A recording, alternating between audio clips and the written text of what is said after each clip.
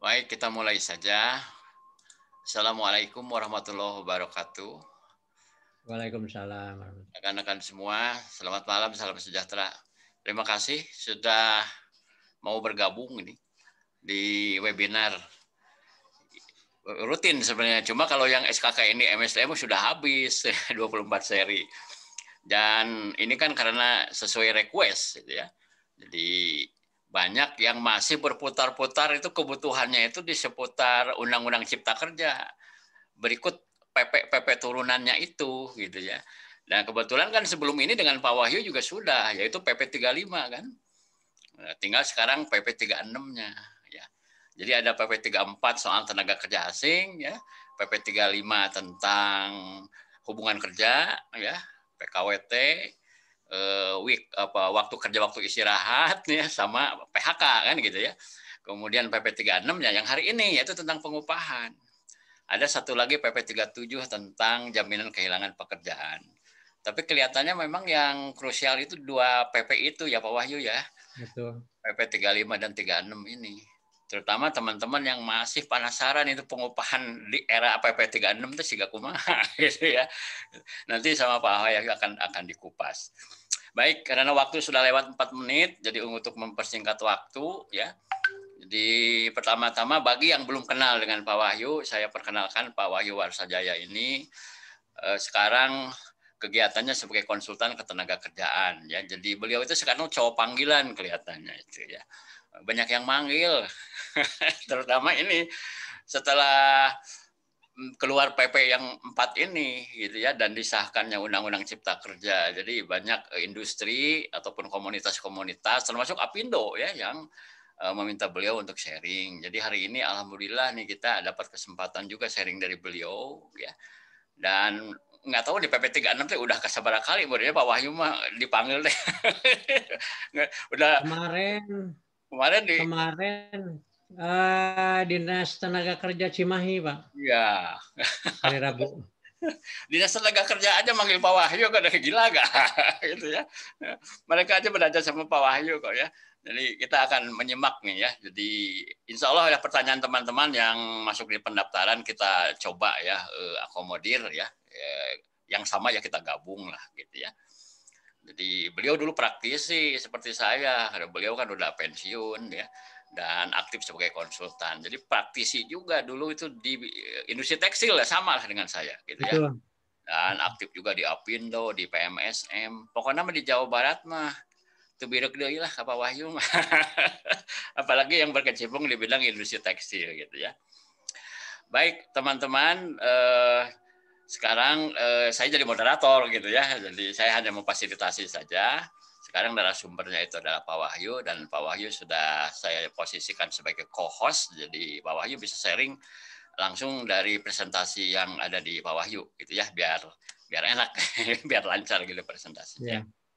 Saya kira itu saja sebagai pengantar. Jadi kita akan mulai webinar malam ini dengan topik PP 36 tentang pengupahan, terutama menyangkut dua hal, regulasinya dan strateginya.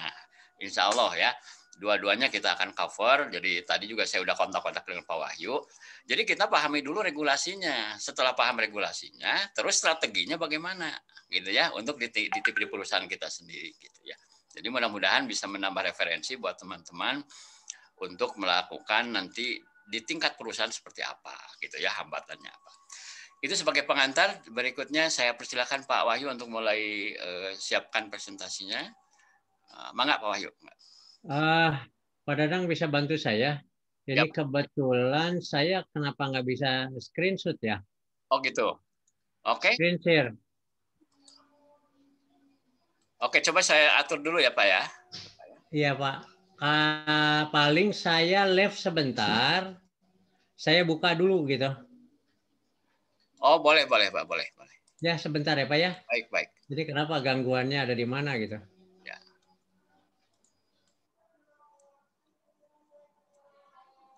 Oke, kita sambil menunggu nih. Ya.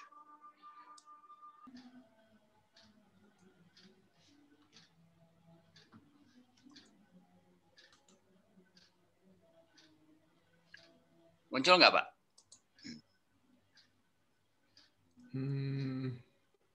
Nah, oke. Ada Pak? Ada Pak. Ada. Oke. Mengapa? Saya bantu aja. Ya. Boleh. Baik, Bapak Ibu sekalian, Assalamualaikum warahmatullahi wabarakatuh. Salam sejahtera bagi kita semua dan selamat malam. Mohon maaf karena ada sedikit gangguan. Baik, kita mulai saja. Seperti yang awal saya sampaikan, biar tidak gagal fokus, gitu. Jadi saya akan mengulang sedikit tentang apa sih Undang-Undang Cipta Kerja ini, tujuannya untuk apa, gitu. Jadi kita akan mulai saja. Diawali dengan dari Undang-Undang Nomor 11 Tahun 2020 tentang Cipta Kerja, Klaster Ketenagakerjaan. Itu ditandatangani 5 Oktober dan ditetapkan secara disahkan oleh Presiden Republik Indonesia tanggal 2 November. Lalu muncul beberapa peraturan pemerintah, diantaranya salah satunya nomor 36 tentang pengupahan, yang terbit dan berlaku pada tanggal Februari tahun 2021. Itu barangkali sebagai pembuka. Silakan dilanjut, Pak Dang. Ya. Nah, seperti biasa bahwa Undang-Undang Cipta Kerja itu ada sistematika tentang klaster ketenagakerjaan dan prinsip umum. Jadi terdapat di dalam bab 4 Undang-Undang Cipta Kerja disusun dalam rangka penguatan perlindungan kepada tenaga kerja dan meningkatkan peran dan kesejahteraan pekerja buruh, mendukung ekosistem investasi. Nah, di situ ada beberapa yang diubah, dihapus, dan ditetapkan peraturan baru terhadap undang-undang ketentuan baru yang diatur sebelumnya dalam 4 undang-undang, yaitu Undang-Undang 13 tahun 2003 tentang ketenagakerjaan, Undang-Undang 40 tahun 2004 tentang Jaminan Sosial Nasional. Yang ketiga adalah Undang-Undang Nomor 24 tahun 2011 tentang BPJS. Lalu Undang-Undang 18 tahun 2017 tentang perlindungan pekerja migran. Prinsip umumnya tentunya penyusunan memperhatikan hasil putusan Mahkamah Konstitusi atas uji materi Undang-Undang 13 karena ada beberapa hal yang dianulir atas ajuan beberapa teman-teman pekerja. Jadi hal-hal yang dicabut itu yang bertabrakan dengan KUH pidana. Lalu ketentuan sanksi ketenagakerjaan dikembalikan kepada Undang-Undang 13 tahun 2003 dengan penyesuaian terhadap ketentuan sanksi di bidang perizinan dan putusan Mahkamah Konstitusi. Pasal-pasal yang ada dalam Undang-Undang Existing sepanjang tidak dirubah dan dihapus oleh Undang-Undang Cipta Kerja, maka pasal tersebut masih tetap berlaku. Lanjut. Kondisi batang tubuh Undang-Undang 13 tahun 2003 ini setelah diundangkan Undang-Undang 11 tahun 2020 tentang Cipta Kerja, itu ada 29 pasal dihapus, ada 30 pasal perubahan, ada 13 pasal baru. Norma hukum ketenagakerjaan yang terdapat dalam Undang-Undang Cipta Kerja merupakan satu kesatuan dengan norma di dalam Undang-Undang Ketenagakerjaan sepanjang tidak dinyatakan dihapus atau dirubah. Dengan demikian, norma hukum ketenagakerjaan yang terbaru adalah 30 pasal ditambah 13 pasal, ada 43 pasal. Bab 11, pasal 102 sampai 149 itu tidak berubah dan tidak ada yang dihapus. Bab ketenagakerjaan terkait Undang-Undang 13 dan Undang-Undang Cipta Kerja mengamanatkan pembuatan 18 peraturan pemerintah. 4 sudah terbit, yaitu 34, 35, 36, 37 tahun 2021. Lalu Undang-Undang 11 Cipta Kerja tidak mengubah Undang-Undang Pengadilan Perselisihan Hubungan Industrial. Bapak Ibu memang terus terang saja, saya selama jadi praktisi, selama jadi pemerhati ketenagakerjaan dan sekarang menjadi konsultan, baru pertama kali barangkali ada 2 undang-undang yang disandingkan. Jadi undang-undangnya tetap dua-duanya berlaku. Biasanya kalau ada undang-undang baru, undang-undang lamanya dicabut. Tapi ini memang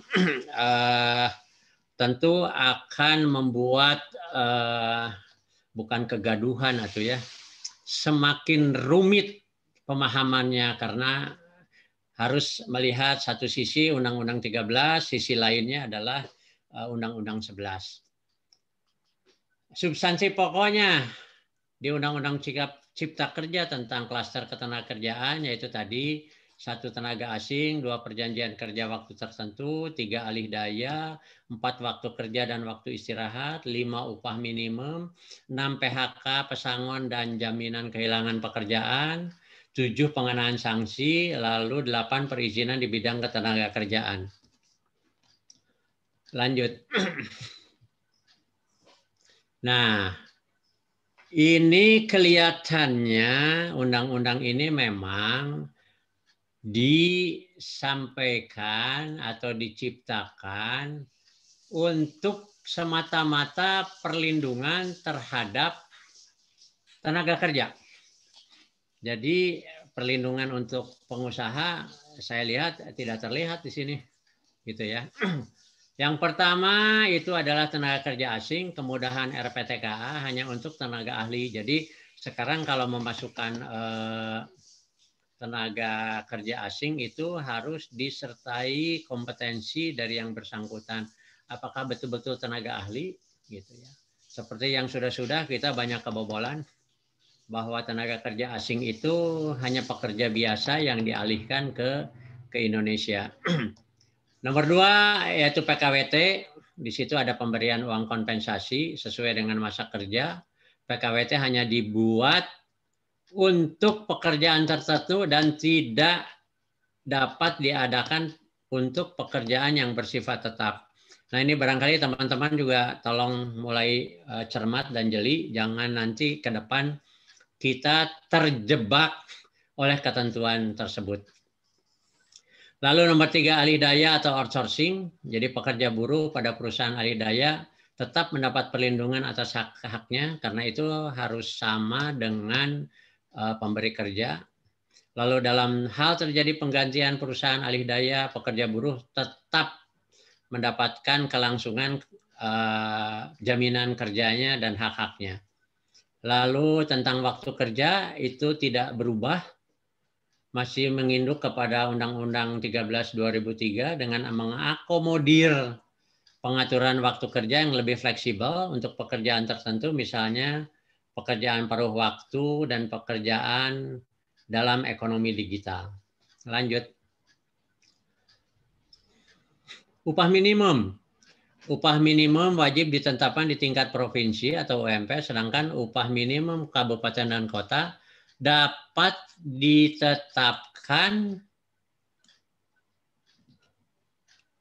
dengan syarat tertentu, yaitu diantaranya pertumbuhan ekonomi dan inflasi serta di atas UMP. Jelas nanti Dewan Pengupahan akan berbagai macam kesulitan karena kalau hanya mengandalkan data dari BPS, bagaimana dengan kabupaten-kabupaten tidak memiliki data dari BPS tentang inflasi. Jadi biasanya itu akan menginduk kepada kota yang terdekat. Jadi nanti acuannya kalau Bandung Raya pasti ke kota Bandung. Lalu kenaikan upah minimum mempertimbangkan pertumbuhan ekonomi daerah atau inflasi daerah. Nah, yang tadi saya sampaikan inflasi daerah itu daerah yang mana gitu. Karena BPS itu membuat data yang berjenjang mulai dari tingkat kota dan tingkat kota, kabupaten saya rasa belum tersentuh. Lalu ke tingkat provinsi, lalu ke tingkat pusat diolah, diturunkan gitu. sehingga datanya saya rasa tidak akan terlalu akurat. Upah minimum yang telah ditetapkan sebelum Undang-Undang Cipta Kerja tidak boleh diturunkan. Lalu di sini ada pesangon, jadi pekerja buruh mengalami PHK tetap mendapatkan pesangon, uang penghargaan, masa kerja, uang penggantian hak sesuai dengan peraturan perundang-undangan. Nah, pekerja buruh yang mengalami PHK akan mendapatkan kompensasi PHK 25 kali itu bagi masa kerja yang maksimal. Jadi upah terdiri dari 19 kali ditanggung oleh pemberi kerja, 6 kali ditanggung oleh pemerintah melalui program jaminan kehilangan pekerjaan. Lalu yang ke-7, jaminan kehilangan pekerjaan. Ini diselenggarakan oleh BPJS Ketenagakerjaan dan pemerintah dengan tidak mengurangi manfaat jaminan kecelakaan kerja, jaminan kematian, jaminan hari tua, dan jaminan pensiun. Pembayaran JKP bersumber dari dana pengelolaan dana BPJS Ketenagakerjaan dan APBN. Tetapi pada kenyataannya tetap kita masih dibebankan. Lanjut.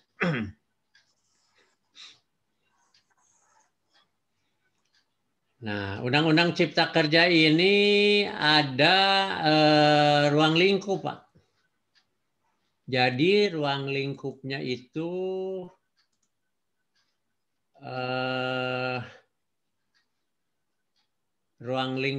adalah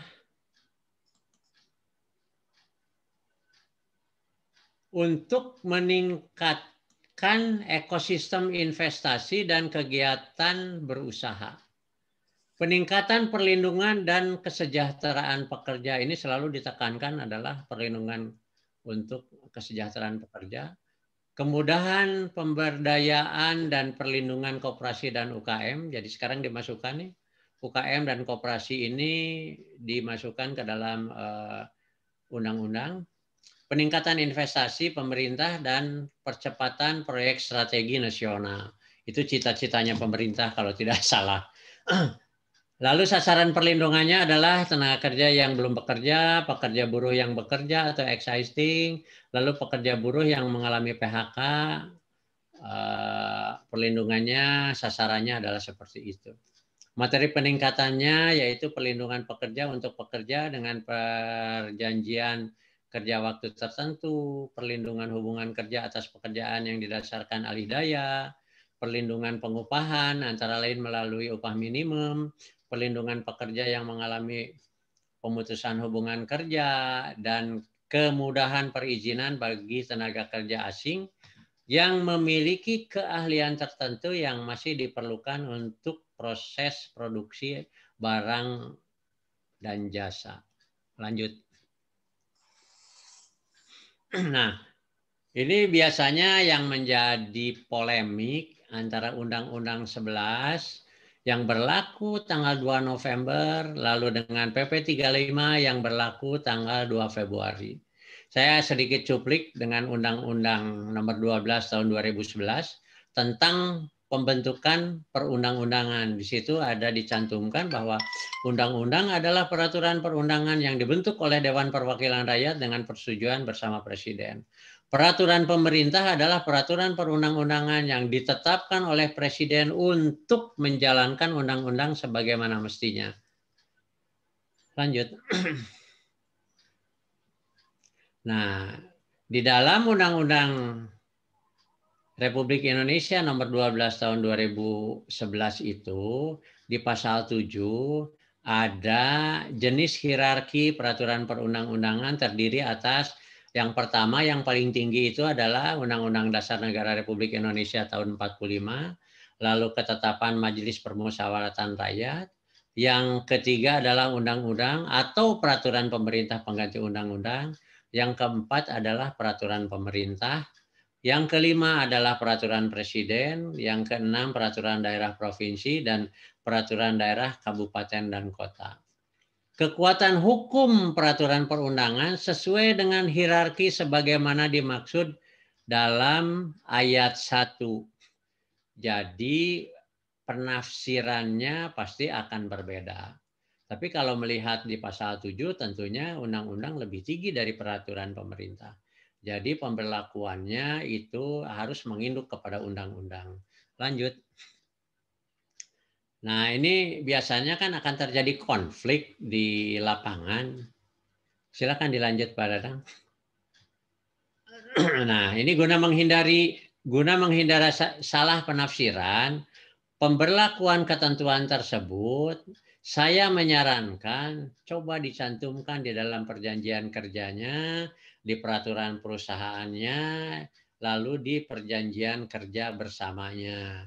Jadi ini tolong dicantumkan, mau menginduk kemana, apakah masing-masing, selama itu disepakati, ya silakan saja.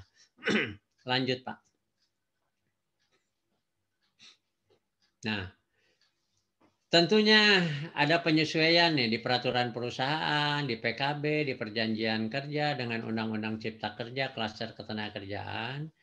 Artinya perusahaan dapat melakukan amandemen PP, PKB, dan PK meski berisiko dalam proses perundingannya. Lalu amandemen dapat dilakukan atas kesepakatan bersama antara pengusaha dan pekerja. Adapun amandemen tersebut bertujuan untuk menyesuaikan isi PP, PKB, dan PK dengan Undang-Undang Cipta Kerja melalui penambahan atau pengurangan ketentuan untuk menjadi lebih baik. Amandemen dapat dilakukan setelah berakhirnya masa berlaku PP, PKB, dan PK sehingga dapat langsung direalisasikan. Lanjut. Nah, ini dampak yang timbul apabila PP, PKB mengatur hal yang berbeda dengan Undang-Undang Cipta Kerja. Ya. Karena apa? PP dan PKB itu berlaku sesuai dengan masa berlakunya. Jadi tidak perlu terburu-buru, kalau memang masih berlaku, ikuti saja PP dan PKB-nya. Kalaupun ada yang mau dirubah, barangkali harus dilakukan adendum. Ya, kalau PP kan bisa langsung dirubah dengan adendum, tapi kalau PKB harus dilakukan dengan perundingan dengan serikat pekerja. Undang-Undang Cipta Kerja tidak membatalkan isi peraturan perusahaan, PKB, dan perjanjian kerja. Undang-Undang Cipta Kerja tidak mewajibkan perubahan terhadap kaidah peraturan perusahaan, perjanjian kerja bersama, dan juga perjanjian kerja. Lanjut. Nah, kita sekarang beralih ke Peraturan Pemerintah Republik Indonesia Nomor 36 Tahun 2021. Silakan dilanjut, Pak Dadang. Nah, ini saya akan bahas secara umum dulu agar kita juga memahami apa sih yang tentang upah itu gitu. Jadi upah merupakan salah satu unsur esensial dalam hubungan kerja, selalu dikaitkan dengan sumber penghasilan bagi pekerja buruh untuk mencapai derajat penghidupan yang layak bagi dirinya. Pekerja buruh berhak memperoleh perlakuan yang sama tanpa perlakuan diskriminasi. Ketiga, pekerja buruh berhak memperoleh pekerjaan yang sama, upah yang sama dengan pekerjaan yang sama nilainya. Silakan dilanjut, Pak Dadang. Nah, dimensi upah. Di dalam undang-undang itu dimensi upah disampaikan bahwa dimensi upah memiliki cakupan yang luas, baik yang berkaitan dengan aspek pemenuhan kebutuhan dasar pekerja atau buruh, maupun yang berkaitan dengan aspek pertumbuhan ekonomi dan perluasan kesempatan kerja. Arah kebijakan pembangunan sistem pengupahan menekankan kepada aspek perlindungan upah bagi pekerja buruh untuk mencapai kesejahteraan dengan memperhatikan kemampuan perusahaan dan kondisi perekonomian nasional. Dengan dasar tersebut, maka diharapkan terwujud sistem pengupahan yang berkeadilan, walaupun adil itu belum tentu sama. Lanjut, Pak Dadang.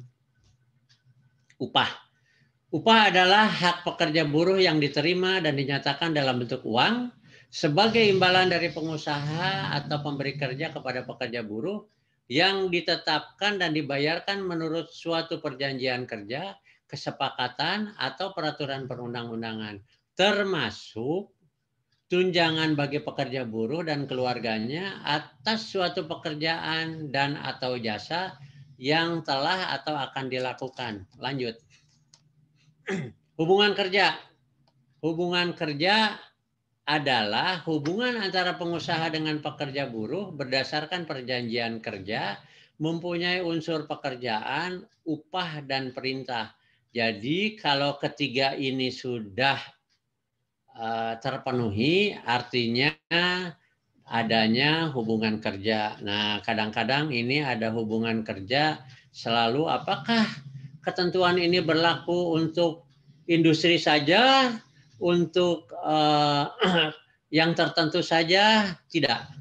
Semua hubungan kerja kaitannya dengan Undang-Undang Cipta Kerja, Klaster Ketenagakerjaan, ya, dengan berikut juga peraturan pemerintahnya, terkecuali untuk aparatur sipil negara.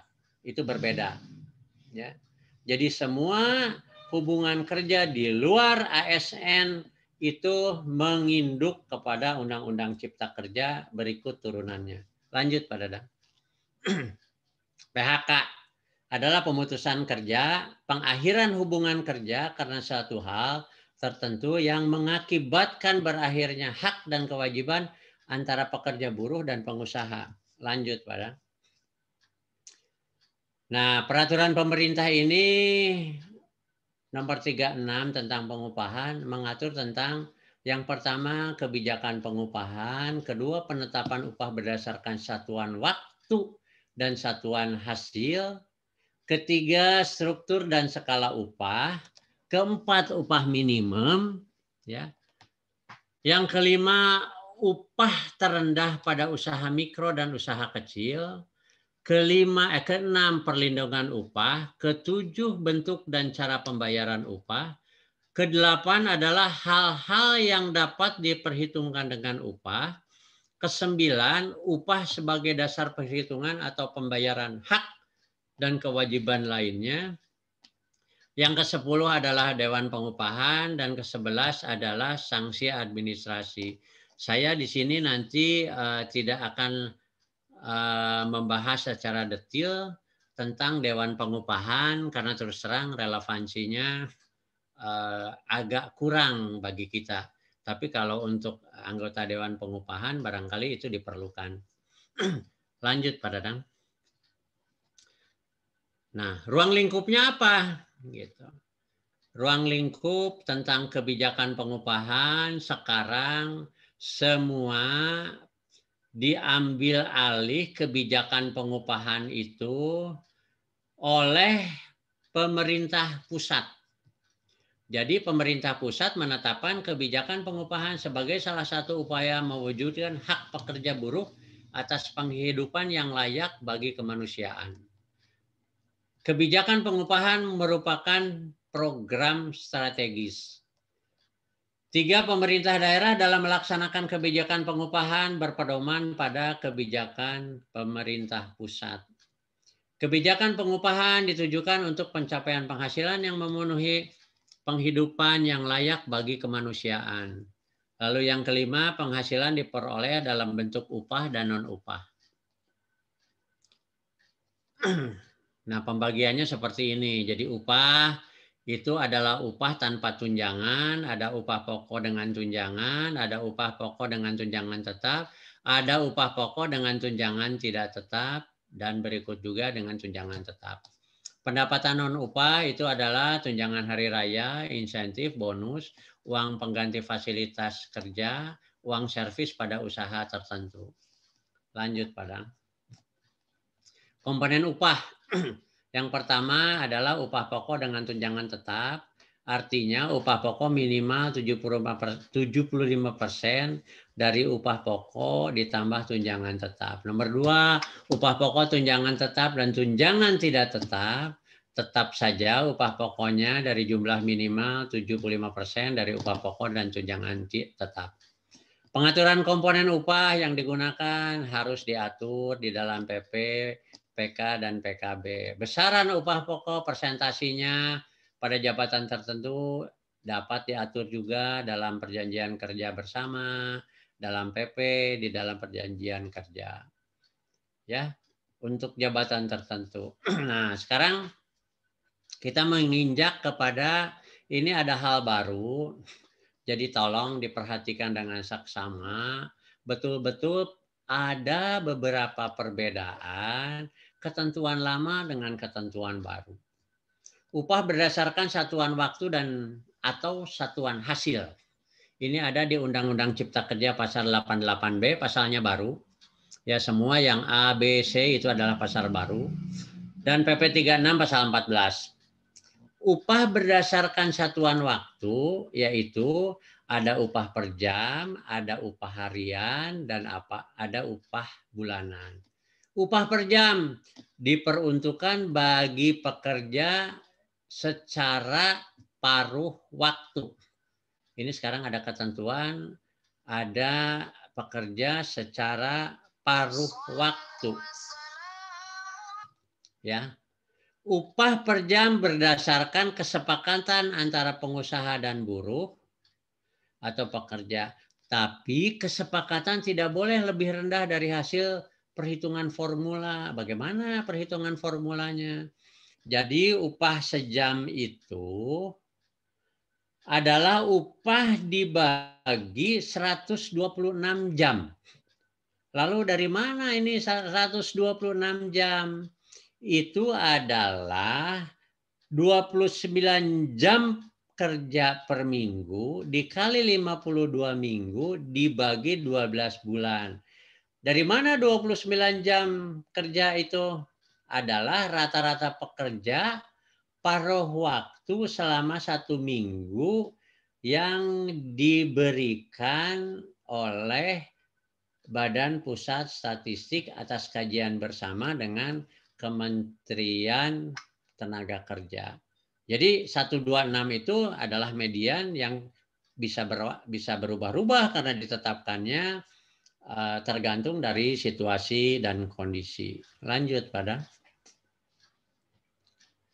Lalu upah berdasarkan satuan waktu dan satuan hasil itu ada yang berdasarkan harian, sistem 6 hari kerja dalam seminggu, upah sebulan dibagi 25.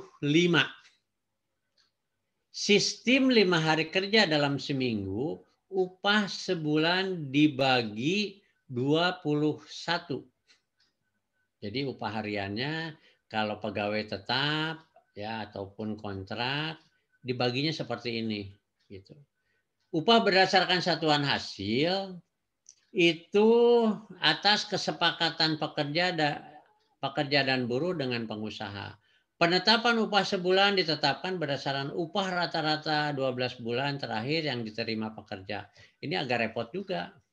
Ya, karena kalau misalnya yang memulai dengan satuan hasil tidak pernah dilakukan, bagaimana mau cara rata-rata 12 bulan terakhir? Ini harus buat nanti di dalam struktur dan skala upah. Pengusaha tetap harus menyertakan BPJS secara proporsional. Tapi kenyataannya tidak bisa Pak secara proporsional. BPJS mengacu kepada perhitungannya adalah kepada upah minimum kota dan kabupaten. Jadi percuma saja dan ini akan terjadi konflik nanti. Di mana konfliknya? Ternyata si pekerja mengetahui bahwa didaftarkan berdasarkan upah minimum, akhirnya ternyata saya itu harusnya adalah upah minimum. Karena apa? Karena didaftarkannya besaran perhitungan BPJS-nya menggunakan upah minimum kota kabupaten. Ini yang harus betul-betul dicermati oleh Bapak Ibu sekalian. Lanjut. Struktur dan skala upah. Jadi penetapan upah berdasarkan satuan waktu harus berpedoman pada struktur dan skala upah. Pengusaha wajib menyusun dan menetapkan struktur dan skala upah di perusahaan dengan memperhatikan kemampuan perusahaan dan produktivitas. Struktur dan skala upah wajib diberitahukan kepada pekerja buruh sesuai dengan golongan jabatan pekerja buruh yang bersangkutan. Struktur skala upah menjadi persyaratan untuk memperpanjang peraturan perusahaan dan perjanjian kerja bersama. Pimpinan perusahaan harus membuat surat pernyataan bahwa struktur dan skala upah telah ditetapkan di perusahaan. Jadi sekarang perusahaan itu dituntut untuk ada keterbukaan. Sekali lagi ya, tolong mulai para pengusaha itu membuat skala upah yang jelas, yang simpel, sangat sederhana. Karena apa? Karena harus disampaikan kepada pekerja dan buruh. Lanjut, Pak Dadang. Nah, rancangan, saya kasih gambaran sedikit tentang rancangan bagaimana membuat struktur dan skala upah. Tentunya pembuatan struktur dan skala upah itu harus mengikuti berpedoman kepada struktur organisasi perusahaan. Ya, kenapa? Karena di dalam skala upah itu ada jabatan, ada golongan jabatan, ada masa kerja, ada upah terendah, ada upah menengah, ada upah tertinggi. Lalu struktur upahnya itu di situ terdapat ada gaji pokok, ada tunjangan tetap, ada tunjangan jabatan, ada tunjangan masa kerja, ada tunjangan pendidikan, ada tunjangan tidak tetap, ada premi-premi diantaranya premi kehadiran, ada fasilitas makan, fasilitas transportasi, bonus, dan insentif. Jadi penyusunannya ini pertama harus berpedoman kepada struktur organisasi, pembagiannya antara skala upah dan struktur upah, gambarannya seperti yang saya sampaikan. Lanjut, Padang. Upah minimum. Upah minimum merupakan upah bulanan terendah, di antaranya upah tanpa tunjangan atau upah pokok dengan tunjangan tetap. Ini kadang-kadang ini kita juga terjebak, kadang-kadang fixnya masukkan saja di upah pokok dengan tunjangan tetap itu apa saja dicantumkan segala macam, nantinya akan pusing sendiri Bapak Ibu. Jadi sudah sajalah upah minimum upah tanpa tunjangan aja. Gitu. Karena apa? Karena upah minimum itu adalah jaring pengaman. Lalu untuk siapa gitu? Upah minimum itu adalah untuk pekerja buruh dengan masa kerja kurang dari 1 tahun. Nah, masa kerja lebih dari 1 tahun berpedoman kepada struktur dan skala upah. Lalu pengusaha dilarang membayar upah lebih rendah daripada upah minimum. Upah minimum itu terdiri dari upah minimum provinsi, upah minimum kota kabupaten ditetapkan setelah upah minimum provinsi. Lanjut pada. Upah minimum itu berdasarkan kondisi ekonomi ketenagakerjaan. Variabelnya adalah paritas daya beli dan pertumbuhan ekonomi, tingkat penyerapan tenaga kerja, median upah, lalu variabel tersebut ditetapkan oleh BPS. Jadi sekarang Dewan Pengupahan tidak ada lagi survei pasar. Tinggal nunggu aja BPS menetapkan pertumbuhan ekonomi berapa nih? 4%, inflasi berapa? 3%. Ya sudah yang tertinggi yang diambil ancer-ancernya sudah kelihatan gitu ya. Perhitungan upah minimum kota kabupaten dilakukan oleh Dewan Pengupahan Kota Kabupaten. Upah minimum kota kabupaten untuk UMKM ditetapkan tersendiri. Itu berdasarkan kesepakatan nanti. Penyesuaian upah minimum dilakukan setiap tahun. Nah, sekarang tidak ada lagi penangguhan upah. Kalau dulu kan kita berlomba-lomba nih, begitu November tahu, Januari keluar, ajukanlah penangguhan upah karena ketidakmampuan. Sekarang tidak ada lagi. Lanjut, Padang. Tetapi sekarang walaupun tidak ada penangguhan upah, ini saya sampaikan nih, ada Berita Negara Republik Indonesia, gitu, nomor 138 tahun 2021, Kementerian Tenaga Kerja mengeluarkan pengupahan untuk industri padat karya tertentu menghadapi COVID-19. Sekarang semua peraturan Kepmenaker itu harus didaftarkan kepada dimasukkan ke dalam berita negara, didaftarkan ke Dekumham untuk diundangkan. Jadi payung hukumnya jelas. Makanya saya juga rada kaget, ini kok ada berita negara baru nih, apa? Setelah dibuka ternyata isinya adalah Peraturan Menteri Tenaga Kerja Republik Indonesia nomor 2 tahun 2021 tentang pelaksanaan pengupahan pada industri padat karya tertentu dalam masa pandemi coronavirus atau COVID-19. Lanjut, Padang. Permenaker nomor 2 tahun 2021 dalam pasal 2 itu berbunyi, peraturan menteri ini bertujuan untuk memberikan perlindungan dan mempertahankan kelangsungan bekerja pekerja buruh serta menjaga kelangsungan usaha pada industri padat karya tertentu selama pemulihan ekonomi nasional pada masa pandemi coronavirus diasis tahun 2019. Lanjut, Padang. Kategorinya apa saja nih industri padat karya itu? Gitu. Yaitu memiliki kriteria pekerja buruh paling sedikit 200 orang dan persentase biaya tenaga kerja dalam biaya produksi paling sedikit 15%. Jadi labor cost-nya itu minimal harus 15%. Untuk industri padat karya apa saja? Yaitu untuk industri makanan, minuman, dan tembakau, industri tekstil dan pakaian jadi, industri kulit dan balang kulit, industri alas kaki, industri mainan anak-anak, dan industri furniture. Jadi ini kategorinya yang mendapatkan upah dalam kondisi COVID itu hanya kriterianya hanya ada 6 kriteria industri padat karya. Pasal 5 berbunyi perusahaan yang terdampak pandemi COVID-19 merupakan perusahaan industri padat karya tertentu yang melakukan pembatasan kegiatan usaha akibat kebijakan pemerintah dalam upaya pencegahan dan penanggulangan pandemi COVID-19.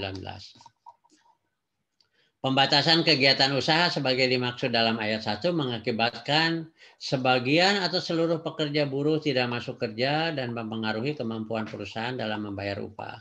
Contohnya begini, kalau di industri tekstil atau industri lainnya, itu kan karena tidak ada pekerjaan, jadi buruhnya digilir, karena tidak bisa work from home. Ya, tidak mungkin kan mesin tenunnya dibawa ke rumah. Nah, jadi diberikan kesempatan untuk melakukan kesepakatan bersama bagi mereka yang tidak bekerja, apakah buruhnya akan dibayar atau tidak, atau ada kesepakatan-kesepakatan lain. Lanjut, Padang. Pasal 6. Bagi perusahaan industri padat karya tertentu yang terdampak COVID-19 dapat melakukan penyesuaian besaran dan cara pembayaran upah pekerja buruh. Penyesuaian sebagaimana dimaksud pada ayat 1 dilakukan berdasarkan kesepakatan antara pengusaha dan pekerja buruh. Nah, ini Kepmenaker yang menyuruh kita selalu untuk berantem. Ya, dalam arti berantem itu kan pasti buruh mempertahankan, wah jangan atuh gitu kan, tapi pengusaha tidak mampu untuk membayarkan. Lalu pasal 7-nya adalah kesepakatan pengusaha dan pekerja buruh dilakukan secara musyawarah yang dilandasi kekeluargaan, transparansi, dan intikat baik. Kesepakatan sebagaimana dimaksud pada ayat 1 dibuat secara tertulis dan paling sedikit memuat besaran upah, cara pembayaran upah, dan jangka waktu berlakunya kesepakatan paling lama adalah 31 Desember tahun 2021. Pengusaha harus menyampaikan kesepakatan ini kepada pekerja dan buruh. Lanjut, Padang. Nah, perlindungan upahnya yaitu ada upah kerja lembur, upah pekerja buruh tidak masuk kerja, dan atau tidak melakukan pekerjaan dengan alasan tertentu yang harus diatur di dalam PP dan PKB. Jadi undang-undang ini selalu mengamanatkan pengaturan di dalam PP dan PKB. Melakukan pekerjaan alasan tertentu harus diatur dalam PP dan PKB. Peninjauan upah harus diatur dalam PP dan PKB. Pembayaran upah karena pailit, gitu. Ini juga bukan hal baru, tapi diperbaharui. Lalu ada penyitaan upah berdasarkan perintah pengadilan. Ini juga hal baru, ya. Lalu hak pekerja atas keterangan upah. Ini juga hal baru karena ada beberapa perusahaan yang tidak memberikan seperti struk upah, gitu, tidak memberikan keterangan upah. Nah, kadang-kadang kan pekerja memerlukan itu, gitu. Jadi sekarang merupakan hak pekerja buruh atas keterangan upah dan bisa minta kepada perusahaan. Lanjut, Padang. Nah, lalu perlindungan upah itu masih ada bentuk dan cara pembayaran upah, diatur juga dalam peraturan perusahaan dan PKB. Hal-hal yang dapat diperhitungkan dengan upah itu juga harus diatur dalam PP dan PKB. Denda itu juga harus diatur dalam PP dan PKB. Lalu pemotongan juga harus diatur dalam PP dan PKB. Upah sebagai perhitungan atau kewajiban lainnya itu juga harus diatur di dalam PP dan PKB. Lanjut, Padang. Nah, upah lembur. Ini upah lembur masih sama, tidak berubah. Di PP 35 juga memuat sama seperti ini. Di PP 36 juga dimuat kembali. Jadi tidak ada perubahan yang berarti. Gitu. Silakan lanjut, Padang. Nah, upah kerja buruh tidak masuk kerja dan atau tidak melakukan pekerjaan dengan alasan tertentu. Ini ada di PP 36 pasal 40 sampai dengan 47. Semua ini harus diatur di dalam PP dan PKB. Pengusaha wajib membayar upah pekerja buruh berhalangan. Nggak tahu ini berhalangannya apa ya. Ya makanya harus diatur.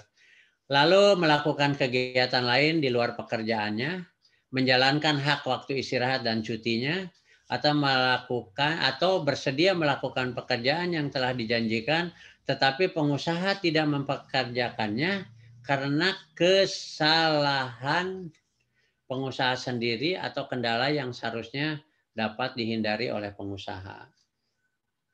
Kendalanya salah satunya yang harus dibayar kalau tiba-tiba listrik mati itu kan bukan salah pekerja buruh atau hal-hal lain yang bisa dihindari oleh pengusaha. Pokoknya hal-hal yang bukan kesalahan buruh sekarang itu harus dibayar. Lanjut, Padang. Ini masih tetap tidak berubah, ya. Pekerja buruh menikahkan dibayar selama 3 hari, menikahkan anaknya dibayar 2 hari, dan suami istri, orang tua, mertua, anak, atau menantu meninggal dibayar 2 hari, atau anggota keluarga selain yang tinggal serumah meninggal dunia dibayarkan selama 1 hari, masih tetap tidak berubah. Lanjut, Padang. Lalu menjalankan kewajiban terhadap negara, ini harus dibayar. Biasanya kalau pekerja di dalam pemilu itu ada menjadi KPPS, anggota ketua KPPS, artinya menjalankan kewajiban terhadap negara dan lain-lain. Menjalankan kewajiban ibadah yang diperintahkan agamanya. Ya sekarang dimasukkan, kalau dulu kan tidak. Kalau memang mau umroh, sekarang ada ketentuannya, gitu ya. Jadi harus dicantumkan juga. Kalau terus-terusan tiap tahun umroh kan repot, ya. Atau misalnya kalau yang Nasrani mau mengunjungi ke Yerusalem dan lain sebagainya. Itu harus diatur di dalam peraturan perusahaan dan perjanjian kerja bersama. Lalu melaksanakan tugas serikat pekerja, serikat buruh atas persetujuan perusahaan, pengusaha, dan dapat dibuktikan dengan adanya pemberitahuan tertulis atau melaksanakan tugas pendidikan pelatihan dari perusahaan.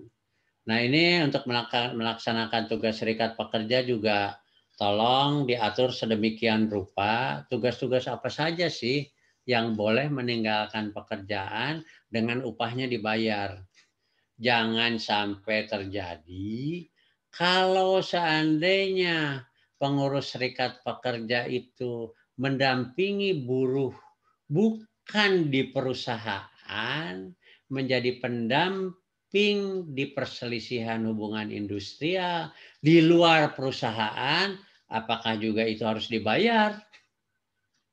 Ya, ini sekali lagi saya sampaikan, ditekankan, diatur di dalam peraturan perusahaannya atau di dalam PKB-nya itu sendiri. Jadi kalau buruh misalnya serikat pekerjanya pinter, dipinjamlah oleh perusahaan, diberikanlah surat dari DPC-nya atau DPD-nya untuk mendampingi. Itu sudah di luar lagi hubungan kerja antara perusahaan dengan buruh yang bersangkutan. Jadi tolong saya sampaikan, diaturlah di dalam peraturan perusahaan atau PKB-nya itu sendiri. Supaya nanti tidak sebentar-sebentar izin saya mau ke sana. Izin dalam arti mohon maaf bukan membatasi, tapi relevansinya harus yang berkaitan dengan pekerja buruh yang ada di perusahaan kita. Ya. Lalu yang selanjutnya adalah melaksanakan tugas pendidikan dan pelatihan dari perusahaan. Pekerja buruh sakit sehingga tidak dapat melakukan pekerjaan. Pekerja buruh perempuan sakit pada hari pertama dan kedua masa haid sehingga tidak dapat melakukan pekerjaan. Nah, untuk pekerja buruh perempuan yang merasa sakit, tolong di dalam PP dan PKB dicantumkan dengan surat sakit dan keterangan dari dokter. Karena kita tidak tahu ya, selaku praktisi apakah betul sakit atau tidak. Kan ada juga yang tidak sakit. Ya. Jadi tolong juga diatur nanti tersendiri oleh para praktisi di dalam PP dan PKB-nya. Lanjut, Pak. Istirahat mingguan, cuti tahunan. Nah, ini cuti tahunan juga saya harapkan diaturlah pengambilannya secara tegas. Jadi jangan misalnya begini, saya tidak masuk kerja, kepentingannya tidak direncanakan, saya mau ngambil cuti aja. Memang haknya gitu. Tapi tentunya ketentuannya harus diatur oleh perusahaan. Lalu mendapatkan cuti tahunan tidak secara otomatis. Dalam 1 tahun itu mendapatkan 12 hari. Bagaimana dengan yang sering mangkir?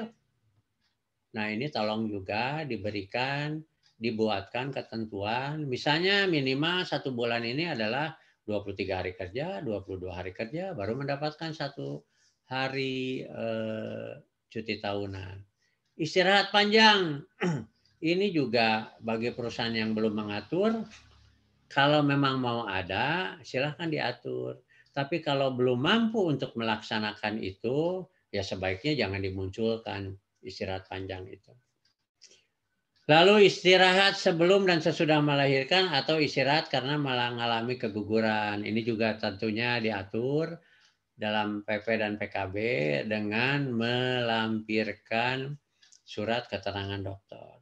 Biasanya di lapangan itu terjadi, Pak saya baru mau cuti nanti aja setelah mendekati gitu kan. Padahal ketentuan mengatakan 1,5 bulan sebelum dan 1,5 bulan sesudahnya. Nah, supaya tidak terjadi konflik, maka diaturlah.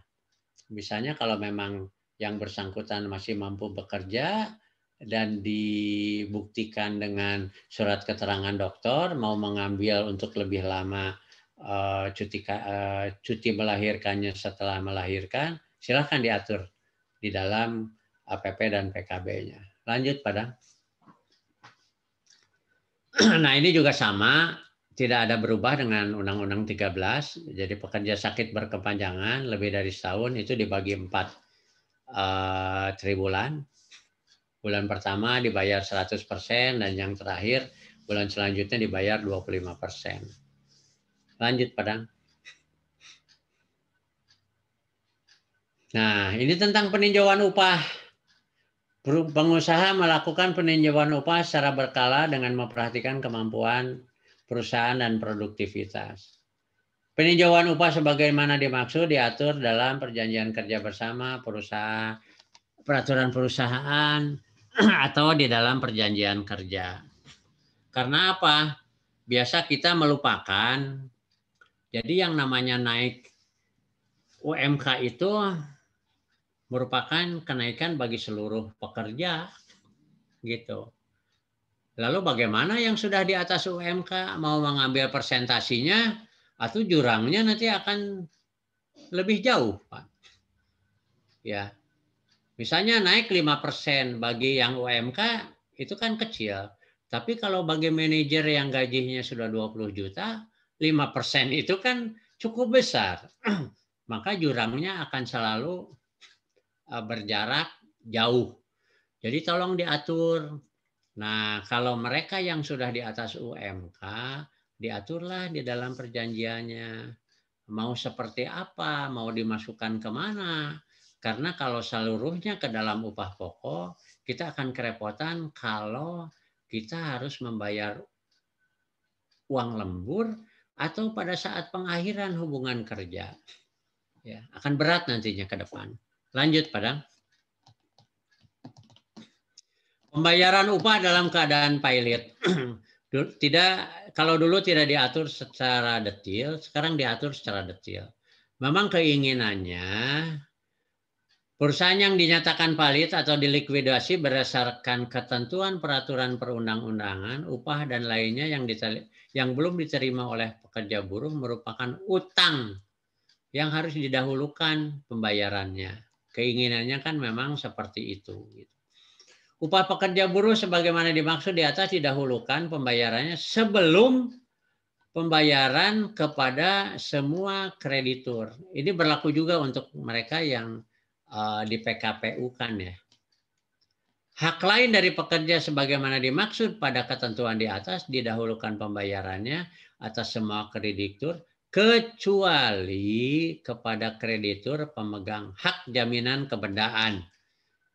Artinya bank itu harus didahulukan. Yang tidak memiliki kejaminan kebendaan biasanya menyerobot pajak. Ya, pajak diambil duluan. Rekeningnya diblokir. Ya, bagaimana nanti untuk pekerja yang mau meminta haknya, ini akan repot gitu ya. Jadi mudah-mudahan perusahaan Bapak Ibu tidak terkena pilot gitu. Ya. Lanjut, Padang. Nah, sekarang itu ada pekerja buruh yang jatuh pilot. Ya. Apabila pekerja buruh jatuh pilot, upah dan segala pembayaran yang timbul dari hubungan kerja tidak termasuk dalam kepilotan kecuali ditetapkan lain oleh hakim dengan ketentuan tidak melebihi 25% dari upah dan segala pembayaran yang timbul dari hubungan kerja yang dibayarkan. Kenapa undang-undang ini hingga mengeluarkan kalau pekerja buruh pilot? Saya contohkan, mohon maaf karena kemarin saya baru menyelesaikan salah satu kepilotan perusahaan. Ternyata di pengadilan ekonomi itu banyak juga pekerja atau buruh yang dipilotkan oleh pinjaman-pinjaman ya, bukan hanya dari bank saja, tapi oleh pinjaman-pinjaman online. Jadi tolong diperhatikan bagi teman-teman pekerja, kalau tidak terlalu perlu mah janganlah. Ya. Jadi repot nantinya gitu kalau sudah dipilotkan orang-orang lain, termasuk apa yang kita miliki itu biasanya disita dulu oleh pengadilan. Gitu. Mudah-mudahan tidak terjadilah di pekerja kita. Lanjut, Padang. Ini ada juga nih, penyitaan upah berdasarkan perintah pengadilan. Kalau perusahaan terlibat dalam suatu kasus sehingga semua dibekukan, nah tentunya termasuk kepada upah yang disita oleh jurusita berdasarkan perintah pengadilan, maka penyitaan tersebut tidak boleh melebihi 20% dari jumlah upah yang harus dibayarkan oleh pengusaha. Ini sekarang memang terlindungi ya para pekerja, alhamdulillah. Ya, jadi kalau ada pun hal-hal yang perusahaan melakukan sesuatu yang terjadi, tindakan yang merugikan pihak lain sehingga disita oleh pengadilan, pekerja masih dapat meminta kepada pengadilan untuk tidak melebihi 20% dari jumlah upah yang harus dibayarkan. Lanjut, Padang. Hak pekerja buruh atas keterangan upah, ini tadi yang saya sampaikan. Apabila permintaan keterangan sebagaimana dimaksud tidak berhasil, kan suka ada perusahaan yang tidak memberikan keterangan upah. Nah, buruh atau kuasanya berhak meminta bantuan kepada pengawas ketenagakerjaan. Ya. Lalu pengusaha juga boleh tidak memberikan keterangan sebagaimana dimaksud karena wajib dirahasiakan, ya. Tapi yang tentunya sesuai dengan ketentuan perundang-undangan yang berlaku. Ya kira-kira misalnya buruh minta keterangan bahwa benar nggak nih pengusaha dapat punya hutang di bank sekian gitu. Itu kan tidak boleh, bank tidak akan memberikan gitu. Kira-kira seperti itu. Lanjut, Padang.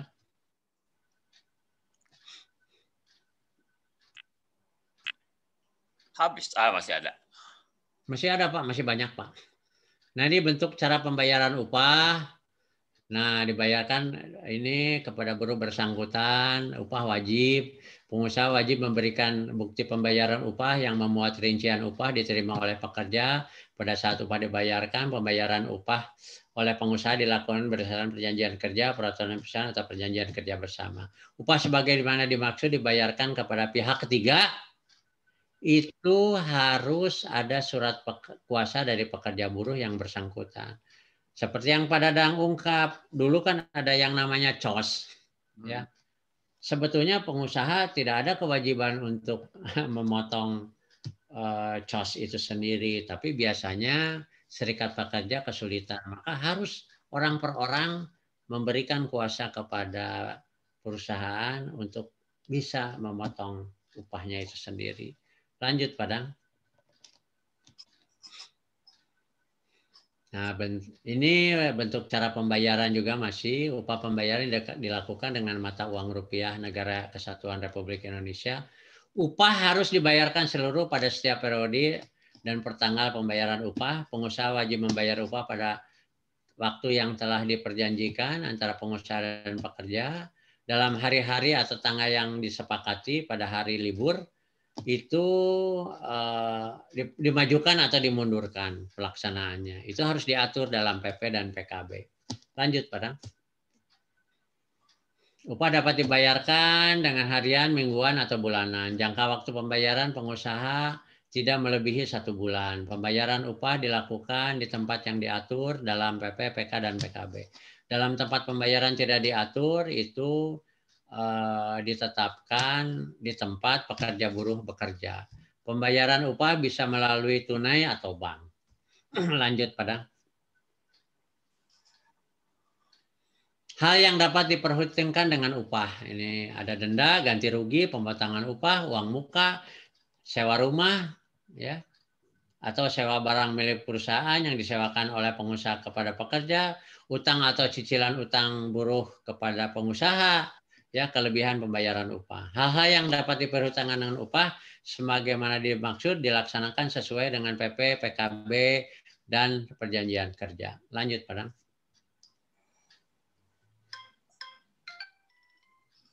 Ini hal baru juga, ya, hal baru yang tidak ada di dalam undang-undang terdahulu, denda dan ganti rugi. Sekarang ada nih muncul, saya tulisannya pakai kuning ini, kenapa? Karena pengusaha atau pekerja buruh yang melanggar ketentuan dalam PP dan PKB, karena kesengajaan atau kelalaian dikenakan denda apabila diatur secara tegas di dalam perjanjian kerja, peraturan perusahaan, atau PKB. Itu dari PP 36 pasal 59 ayat 2. Lalu denda kepada pengusaha atau pekerja buruh dimaksud dalam pasal 59 dipergunakan hanya untuk kepentingan pekerja dan buruh. Jadi tidak bisa nanti denda yang disampaikan oleh pengusaha atau pengusaha juga dikenakan denda, itu disimpannya harus di account tersendiri dan nanti dipergunakannya untuk kepentingan buruh. Contohnya misalnya untuk outbound, untuk piknik, untuk pendidikan. Kira-kira seperti itu. Ya. Dalam hal tidak diatur dalam PP PKB, maka pengenaan denda mengacu pada ketentuan yang berlaku dalam peraturan pemerintah ini. Besaran denda dan penggunaan uang denda diatur dalam PP, PK, dan PKB. Lanjut, Padang.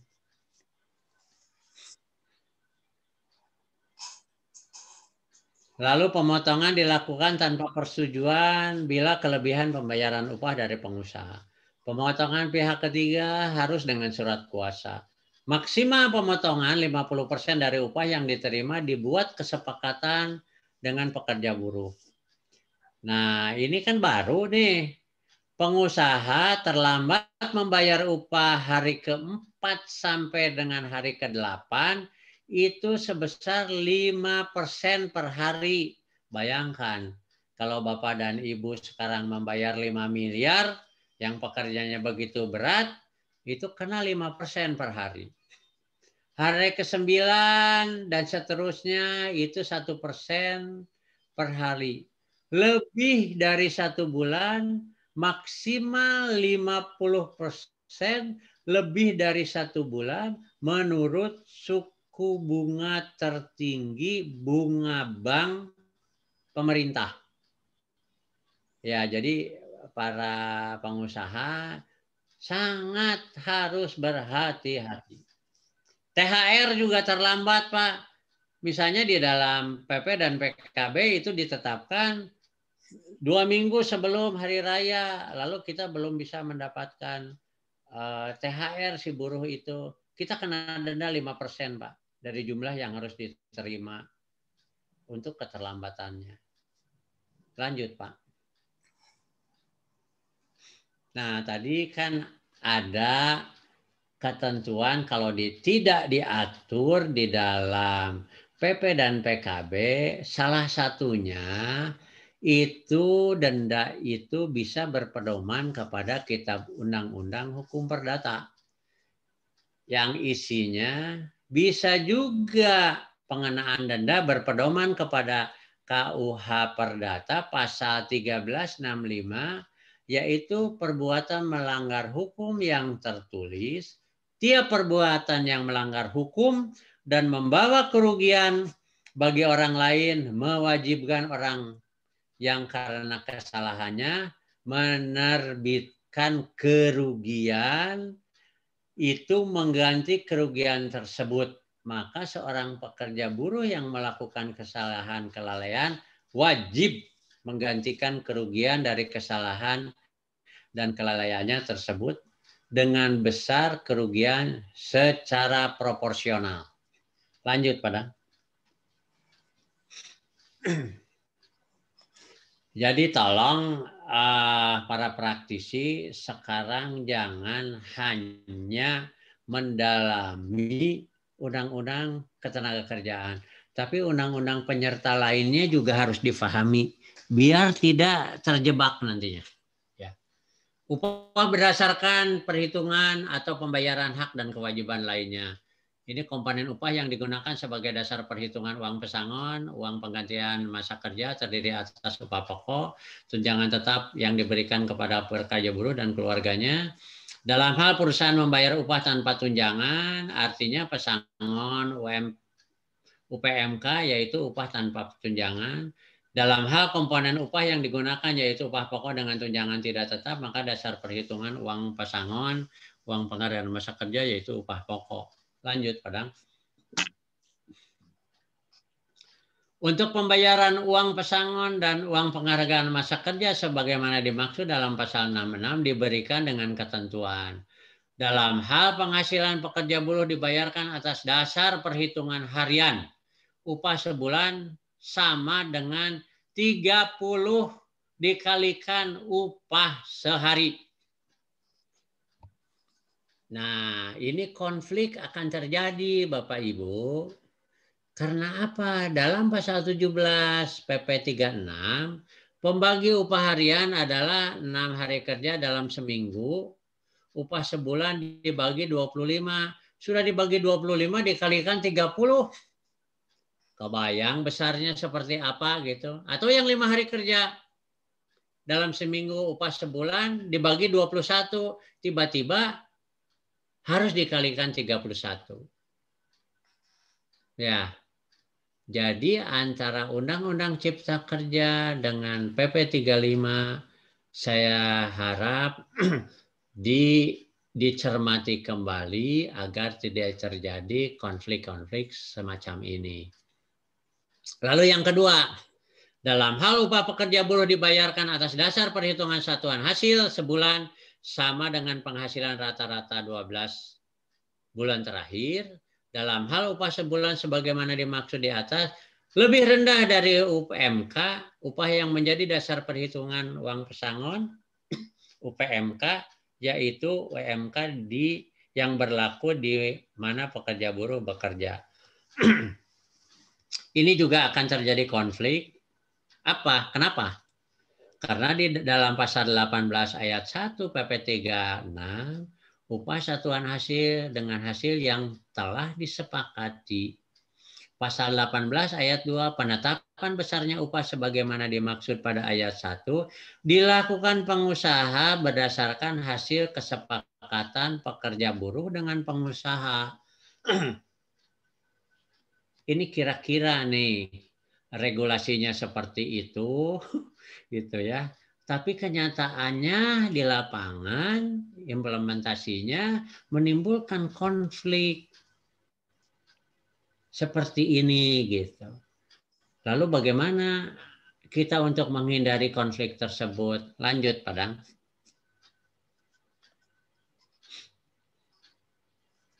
Nah, untuk menghindari konflik kepentingan yang tadi, jadi tolong diatur dalam perjanjian kerja, peraturan perusahaan, atau perjanjian kerja bersama.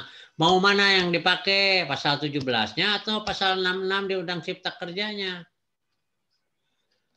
Lalu buat klausul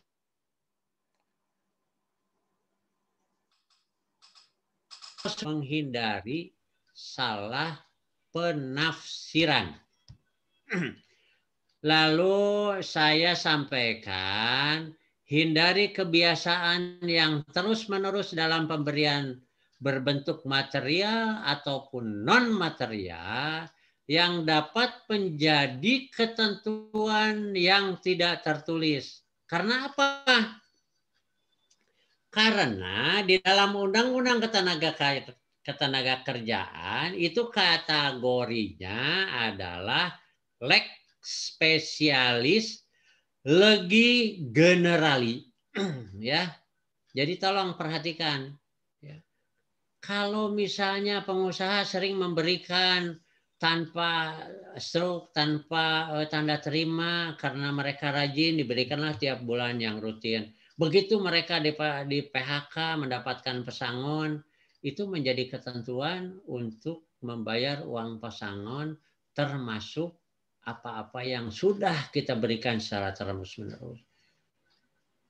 Ya, ini hebatnya nih Undang-Undang Tenaga Kerja ini adalah lex spesialis legi generali. Artinya ketentuan yang spesial tadi bisa menghapus ketentuan generalnya, ketentuan utamanya. Ini kan repot bagi kita selaku praktisi. Jadi tolong sampaikan kepada para pengusaha, terutama pengusaha-pengusaha yang lama, biasa kan membawa uang kalau kontrol itu mengasih kepada seseorang karena saking empatinya memberikan. Nah ini sekarang jangan terjadi lah ya.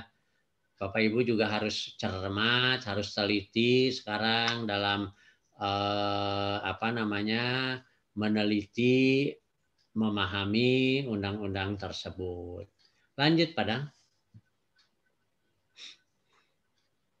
Upah sebagai perhitungan pajak penghasilan. Nah, ini upah untuk perhitungan yang dibayarkan pada pajak penghasilan dihitung dari seluruh penghasilan yang diterima oleh pekerja buruh. Pajak penghasilan sebagaimana dimaksud di atas dapat dibebankan kepada pengusaha atau pekerja buruh yang diatur dalam PP, PKB, dan PK. Ya, jadi ini sekarang tidak lagi menjadi kewajiban pengusaha, tapi bisa diatur. Bisa saja menjadi kewajiban pekerja buruh atau misalnya dibayar setengah-setengah. Nanti diatur di dalam PP dan PKB-nya. Upah diperhitungkan untuk PPh dilaksanakan sesuai dengan ketentuan perundang-undangan yang berlaku. Tentang besarannya ya, mana yang masih kena dengan PPh dan juga masih yang sudah tidak kena dengan PPh. Lanjut, Padang. Sanksi administratif. Ini semua sanksi semua tidak ada sanksi pidana. Jadi sanksi pidananya dibebankan kepada PP 35. Karena di sini sanksinya semua adalah administratif. Yaitu berupa teguran tertulis, pembatasan kegiatan usaha, penghentian produksi sementara atau seluruh alat produksi, pembekuan kegiatan usaha. Lanjut, Padang. Pengusaha yang melanggar itu dikenakan sanksi administrasi secara bertahap, yaitu teguran tertulis, pembatasan kegiatan usaha, pembatasan kegiatan produksi, penundaan pemberian izin proyek baru. Pengenaan sanksi administrasi berdasarkan pengaduan atau tindak lanjut dari pengawasan ketenagakerjaan. Lanjut, Padang. Ketentuan peralihan. Nah, ini ketentuan peralihan kelihatannya kalau di Bandung Raya tidak terlalu jadi masalah. Karena apa? UMP dan UMK tahun 2021 yang telah ditetapkan gubernur pada tahun 2020 tetap berlaku sampai dengan Desember 2021. Jadi UMK yang sudah ditetapkan masih tetap bisa digunakan. Upah minimum provinsi atau upah minimum kota kabupaten sektoral ditetapkan sebelum tanggal 2 November 2020 tetap berlaku sampai dengan UMP dan UMK sektoral berakhir atau UMP UMK sektoral ditetapkan lebih tinggi dari UMP dan UMK sektoral itu sendiri. UMP dan UMK sektoral yang ditetapkan setelah tanggal 2 November wajib dicabut oleh gubernur selambat-lambatnya 1 tahun sejak ditetapkan. Jadi masih yang ada UMK sektoral itu masih aman sampai dengan 31 Desember.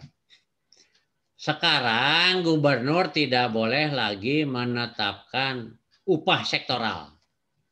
Ya, secara tegas di sini gubernur tidak boleh lagi menetapkan upah sektoral.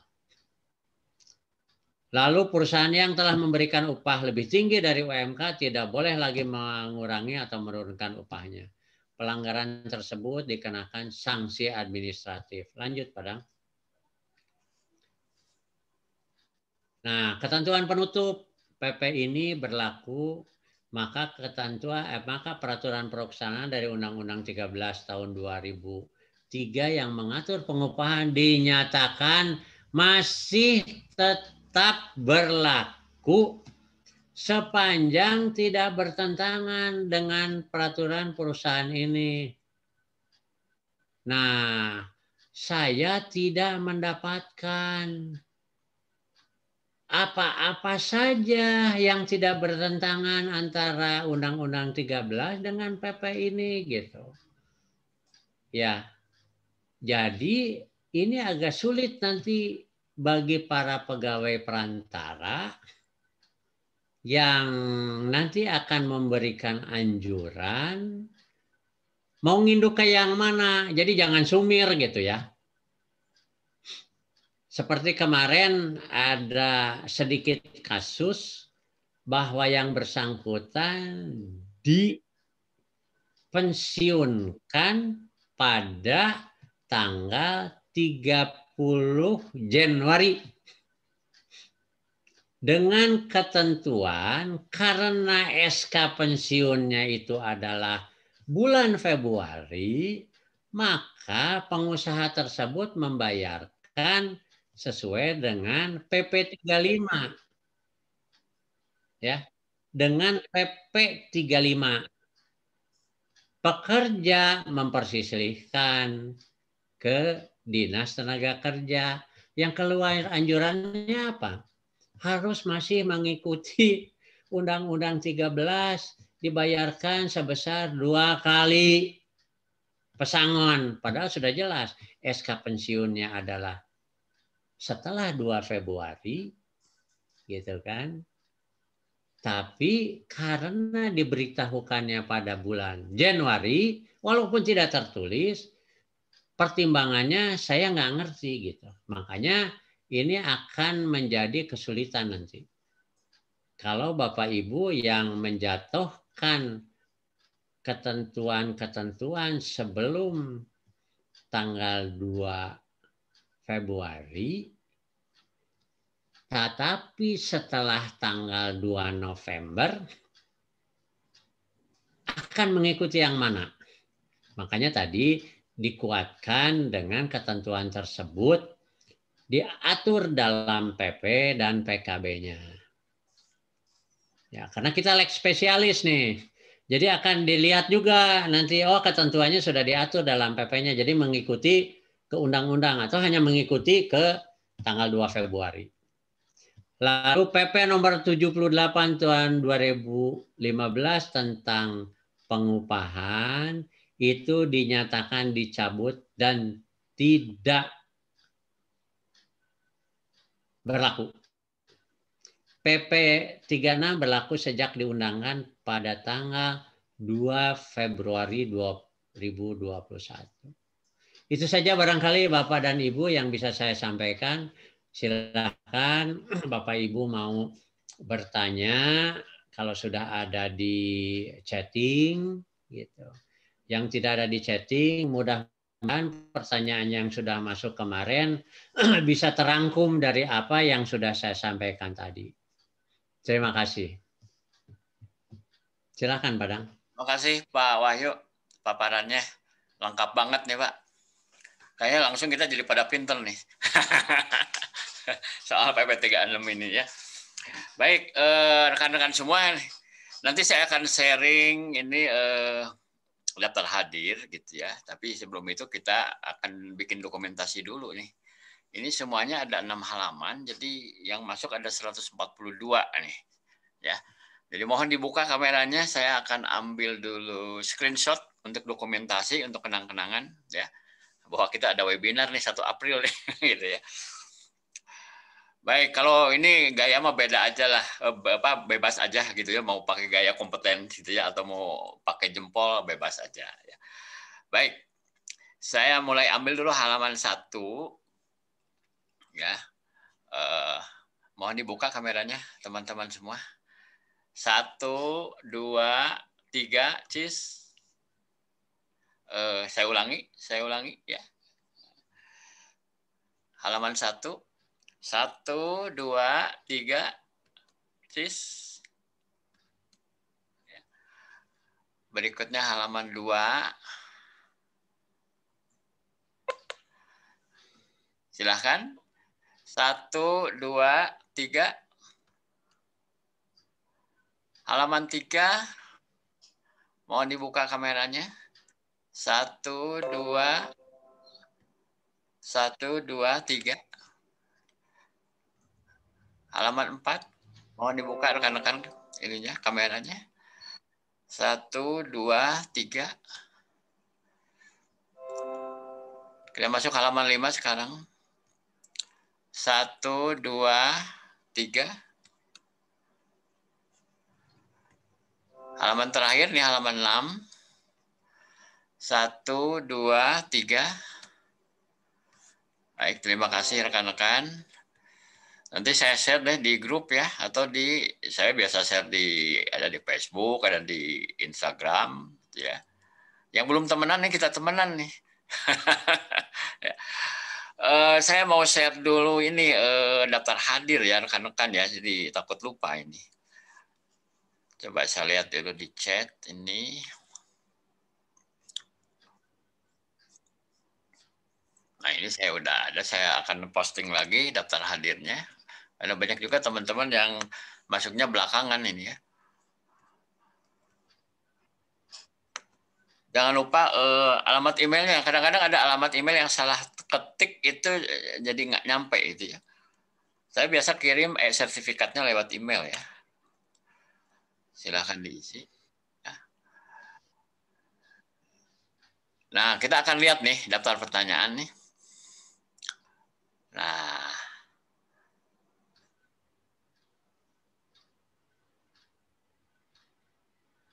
ini ada pertanyaan dari Pak Ahmad Ansori nih, Pak Wahyu ya. Pertanyaannya begini, Pak. Coba. Apakah tepat bila dikatakan bagi yang ter-PHK dengan masa kerja maksimum akan mendapatkan 25 kali upah, terdiri dari 19 kali dari pemberi kerja dan 6 dari jaminan kehilangan pekerjaan.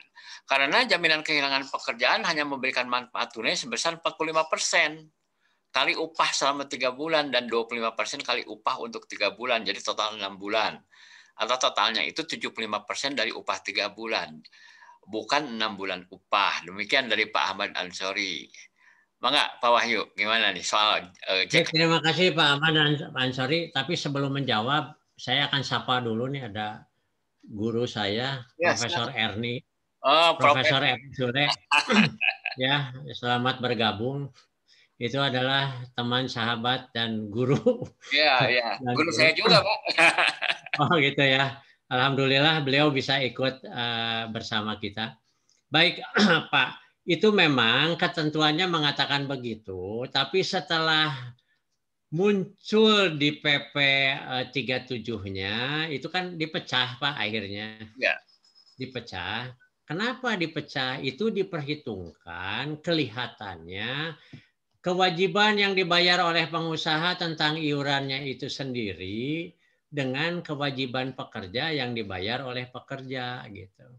Karena apa kemungkinannya kalau saya lihat tidak lagi mengena kalau pemerintah mengambil dari APBN, Pak. Kelihatannya seperti itu. Ya. Makanya diambillah 75% dengan 25%, 3 bulan, 3 bulan. Seperti itu gitu. Ya. Jadi saya juga ini kelihatannya yang nanti akan menjadi konflik pada saat pekerja mengajukan itu gitu ya. Pasti dia akan bertanya, kenapa di ketentuannya adalah 6 kali dibayar oleh pemerintah? Pasti nanti akan jawabnya, ini namanya adalah termasuk asuransi, menjadi subsidi silang. Itu alasannya pasti akan begitu, Pak.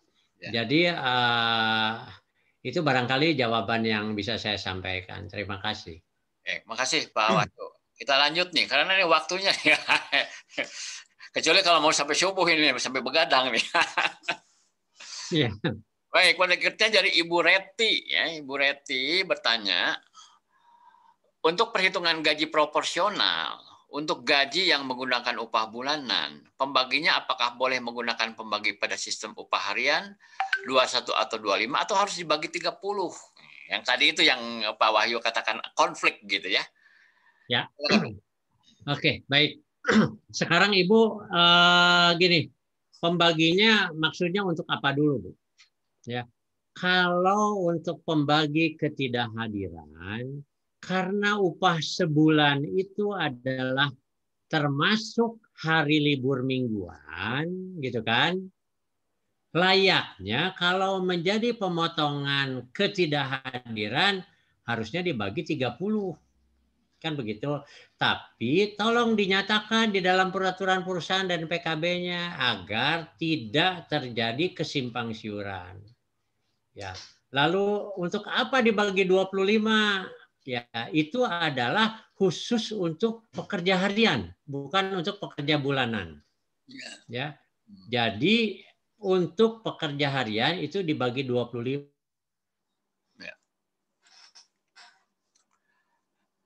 Soalnya keputus. Mingguannya. Oke. Ya, hari libur mingguannya. Jadi tergantung kepentingan ibunya. Kalau itu adalah gaji bulanan, pembagi untuk ketidakhadiran adilnya adalah dibagi 30.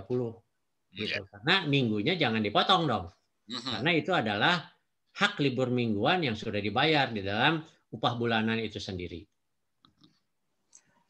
Gitu Pak Dadang. Terima kasih Pak Wahyu penjelasannya. Berikutnya dari Pak Dodi Subagya, ya. Apakah buat DPKO atau DPKAB, ya, tugas fungsinya berarti hanya menyimpulkan hasil temuan BPS, yang Dewan Pengupahan nih maksudnya ya mungkin ya. Hasilnya berarti hanya menyimpulkan hasil temuan BPS, merangkum, mengajukan ke Bupati Wali Kota untuk diserahkan ke Gubernur. Dengan tanpa ada pertimbangan lain seperti survei pasar dan pertemuan dengan perwakilan DPKO dan unsur lain. Artinya tugasnya hanya itu saja. Dan apakah anggaran buat Dewan Pengupahan ini masih tersedia dari pemerintah? Nah, demikian Pak Wahyu pertanyaannya. Ini makanya barangkali pemerintah juga sudah jeli Pak untuk mengetatkan pemberian anggaran. Ya. Maka anggaran untuk Dewan Pengupahan ini sekarang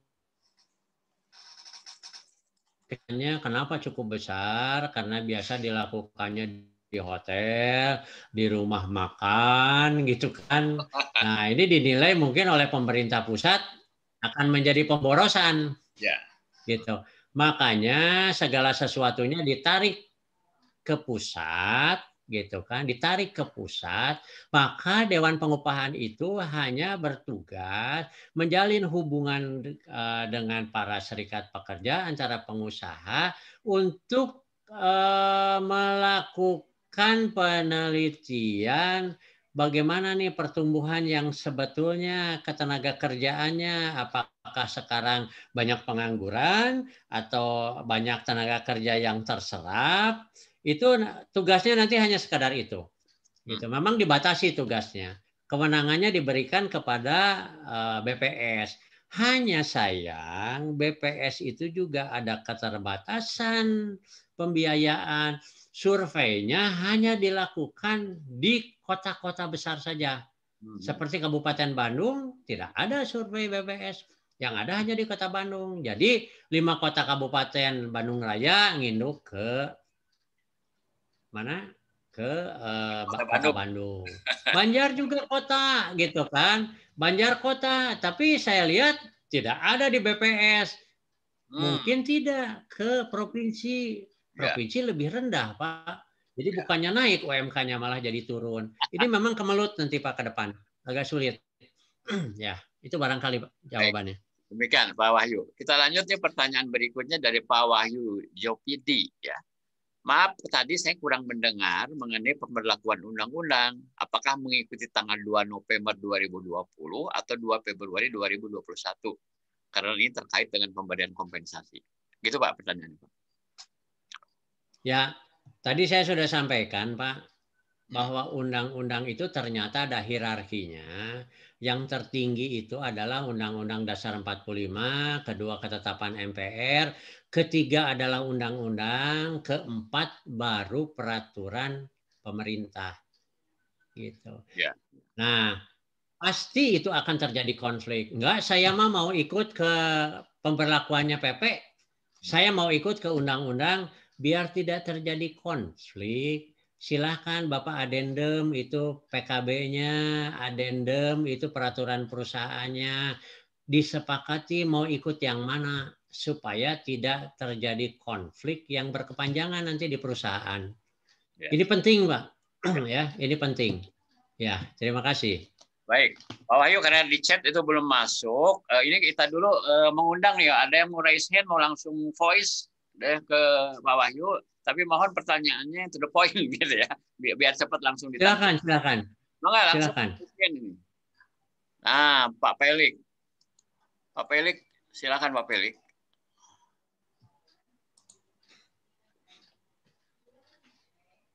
Nah, boleh. Pak Pelik, mangga. Nggak ada suaranya, Pak Pelik. Saya unmute dulu. Masih Nah, di... Halo. boleh, silakan. Ya, halo. Mohon izin ini Pak, makasih Pak Dadang ya atas kesempatan untuk bertanya secara langsung. Jadi terkait dengan apa yang sudah disampaikan, ini saya mungkin to the point aja Pak. Ketika diberlakukannya ini undang-undang, karyawan ini sudah menjadi permanen. Kemudian undang-undang ini diberlakukan. Idealnya itu Pak, hak-hak apa saja yang diterima karyawan ini ketika undang-undang ini belum berlaku? Karena kemarin kan sudah dibahas Pak bahwa ketentuan ini kan berlaku sejak November Pak ya. Ya. Jadi idealnya itu hak-hak yang diterima karyawan ini setelah undang-undang itu ditetapkan, sementara karyawan ini sudah permanen sebelum terbitnya undang-undang baru dan PP ini. Idealnya ada apa saja yang kewajiban yang akan diterima ketika ada surplus dari perusahaan, karena kebanyakan ini kan Pak PP dari perusahaan itu membahas tidak komplit nih Pak, karena di situ dia tuangkan bahwa segala sesuatunya itu terkait dengan perhitungan akan disesuaikan dengan undang-undang yang berlaku, karena nggak ada kata-kata yang lebih lengkap dan valid di PP itu Pak. Jadi kesimpulannya itu idealnya itu apa saja Pak hak-hak yang wajib diterima selain dengan jaminan kehilangan pekerjaan itu Pak. Demikian Pak. Baik, terima kasih Pak Pelik. Pak Pelik ya, enggak. Ya. Jadi gini Pak Pelik, undang-undang ini berlaku sejak diundangkan. Ketentuan penunjangnya berlaku juga yang berbeda. Tadi saya sudah sampaikan. Gitu. Semua ketentuan yang dicabut di Undang-Undang 13 berlaku di Undang-Undang Cipta Kerja. Semua ketentuannya harus mengikuti kepada undang-undang yang baru, Pak. Walaupun permanennya sudah lama gitu. Nah, Bapak di mana di PP-nya itu memang bagus tidak mencantumkan nomor undang-undang, karena kalau begitu di Bapak cantumkan, nah Bapak jadi akan konflik gitu kan. Oh, saya masih mengikuti Undang-Undang 13 karena di PP-nya itu adalah tercantum Undang-Undang 13, sedangkan di Undang-Undang 13 sudah dicabut gitu kan. Jadi semua ketentuan yang ada di peraturan perusahaan itu harus disesuaikan dengan undang-undang terbaru. Ya, kalau peraturan perusahaan kan tidak memerlukan persetujuan serikat pekerja. Jadi Bapak tinggal addendum saja kalau memang berlakunya belum habis. Buatlah ketentuan disesuaikan dengan undang-undang yang terbaru gitu. Tidak perlu mencantumkan. Kenapa? Begitu kan di kita undang-undangnya berubah-ubah terus. Akan repot. Jadi secara otomatis yang dicantumkan di dalam PP itu berlaku kepada undang-undang yang baru. Hanya sayang biasanya PP dan PKB itu kompilasi dari undang-undang. Ya, padahal seharusnya yang tidak ada di dalam undang-undang dan peraturan pemerintah buatlah di dalam PP. Karena apa? Karena PP, peraturan pemerintah dan undang-undang sudah menjadi hak normatif bagi pengusaha dan pekerja. Itu jawabannya Pak Felix. Makasih Pak Wahyu. Ini di chatting ada lagi nih. Kita lanjut dari Pak Almunawar ya. Yang pertama, untuk perusahaan yang berada di lebih dari 2 provinsi namun mempekerjakan karyawan tidak sampai dengan 10 orang. Apakah wajib membuat PP? Jika tidak, adakah aturan yang menyebutkan hal tersebut? Yang kedua, terkait dengan kompensasi yang diberikan kepada tenaga kerja PKWT untuk perusahaan yang menggunakan outsourcing untuk tenaga kerja tertentu, siapakah yang akan membayarkan kompensasi tersebut? jika PKWT terhadap tenaga kerjanya berakhir. Terima kasih. Begitu Pak Wahyu. Baik Pak, undang-undang tidak mengatakan berapa jumlah pekerja yang ada. Yang terpenting ada hubungan kerja. Hubungan kerja itu adalah ada perintah, ada upah, gitu kan Pak? Ada jangka waktu. Ya. Kalau 3 hal itu sudah memenuhi syarat, itu adalah hubungan kerja. Ketentuannya seperti apa? Harus mengikuti ketentuan kepada undang-undang yang berlaku. Seperti itu. Nah, Bapak mau menetapkan di berbagai macam kota kabupaten atau antar provinsi, lebih baik holding company-nya itu membuat satu peraturan perusahaan, tetapi didaftarkan di mana ada pekerja Bapak yang ditempatkan di kota kabupaten atau di provinsi itu sendiri. Jadi supaya tidak satu-satu Pak. Ya. Seperti Pak Dadang itu kan banyak, hampir se-Indonesia, bikin aja PP-nya satu, daftarkanlah di setiap provinsi dan kota kabupaten, selesai sudah gitu. Ya seperti itu. Jadi tidak mengatakan jumlah pegawai, ya. Kecuali kalau mau membentuk serikat pekerja, di undang-undangannya kan minimal harus ada 10 orang. Tapi kalau yang namanya hubungan kerja itu tidak mencantumkan jumlah banyaknya orang. Ya. Yang kedua tentang PKWT yang Bapak lakukan secara outsourcing oleh dengan alih daya, itu sekarang kewajibannya menjadi kewajiban alih daya, Pak. Karena hubungan kerjanya sama saja, di pemberi kerja ada PKWT mendapatkan kompensasi, PKWT di alih daya juga mendapatkan kompensasi. Semua hal-hal yang berkaitan dengan pengakhiran hubungan kerja menjadi tanggung jawab perusahaan alih daya, dengan catatan, ini nih Pak nih, dengan catatan pada perjanjian klausul perusahaan pemberi kerja dengan alih daya harus dicantumkan secara jelas antara pengakhiran nanti kewajibannya sudah menjadi kewajiban alih daya. Ya. Tetapi kalau ada perselisihan antara pekerja alih daya dengan perusahaan alih daya, dan si perusahaan alih daya mengatakan bahwa saya juga tidak diberikan oleh perusahaan pemberi kerja, artinya nanti Bapak sebagai pemberi kerja akan menjadi tergugat renteng biasanya. Ya, jadi harus hati-hati Pak. Jadi tolong.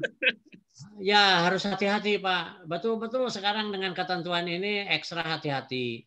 Artinya nanti Bapak harus membuat perjanjian dengan alih daya itu, mencari alih daya yang bonafide.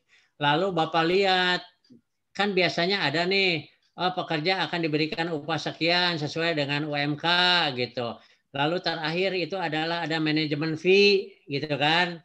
Lalu nanti uang kompensasi bila ada pengakhiran hubungan kerja harus dibayarkan oleh pemberi kerja. Nah itu ada tidak Pak? Kalau ada, jadi Bapak tetap punya kewajiban untuk memberikan kompensasi alih daya dari pemberi kerja. Nah pendapat saya sebagai konsultan, jadi untuk apa? Kalau dia ke alih daya kan masih tetap aja kok kita harus membayar kompensasi buat mereka. Betul nggak Pak? Ya. Jadi saya menyarankan lebih baik Bapak menjalin hubungan kerja langsung aja. Tidak usah lagi membayar manajemen fee. Walaupun nanti saya tidak disukai Pak oleh perusahaan alih daya. Ini gila katanya konsultan menyarankan seperti itu. Ya, kira-kira seperti itu Pak. Terima kasih. Terima kasih Pak Wahyu. Berikutnya nih dari Pak Hendra Carlos. Pak Wahyu, maaf mau tanya mengenai pesangon. jika karyawan berhenti kontrak bulan ini, sedang kontraknya dibuat sebelum berlakunya Undang-Undang Cipta Kerja ya di bulan November. Apakah mendapat pesangon proporsional di bulan putus kontrak? Mohon pencerahannya. Pak, saya bagi dua dulu ya Pak ya. Ya. Antara pesangon dengan kompensasi. Kalau pesangon untuk pegawai tetap, Ya. kompensasi untuk pegawai PKWT, Ya. pegawai perjanjian waktu kerja tertentu. Jadi kita pisahkan dulu. Yang dinyatakan pesangon adalah untuk pegawai tetap. Nah, untuk pegawai PKWT adalah kompensasi. Nah, di pasal 68 kalau tidak salah Undang-Undang Cipta Kerja bahwa perjanjian kerja yang dibuat sebelum undang-undang ini berlaku jadi mengikuti undang-undang tidak mengikuti undang-undang baru karena undang-undangnya tidak berlaku surut. Ya. Jadi Bapak tidak punya kewajiban untuk membayarkan kompensasi. Ya. PKWT yang dibuat sebelum 2 November itu tidak perlu membayarkan kompensasi. Tapi PKWT yang sudah dibuat 2 November atau 2 Februari, ya karena saya belum tahu ini mana yang disepakati pemberlakuannya, itu harus memberikan kompensasi. Itu jawabannya, Pak. Ya. Baik. Makasih, Pak Wahyu. Berikutnya nih masih ada dari Pak Teguh. Seorang pekerja bisa tahu sebagai pekerja bulanan atau harian itu dari mana? Kalau dari perusahaannya tidak menjelaskan. Silakan, Pak. Ya. Nah, ini Pak, ini yang sangat bahaya nih, Pak. Ya. Perjanjian itu dibuat harus secara tertulis. Apakah itu PKWT atau PKWTT. Tetapi kalau Bapak tidak membuat perjanjian dalam PKWTT maupun PKWT atau perjanjian harian lepas, itu sudah otomatis menjadi harian tetap. Ketentuannya mengatakan seperti itu. Ya, jadi sangat berhati-hati kalau mau menerima pekerja itu, gitu.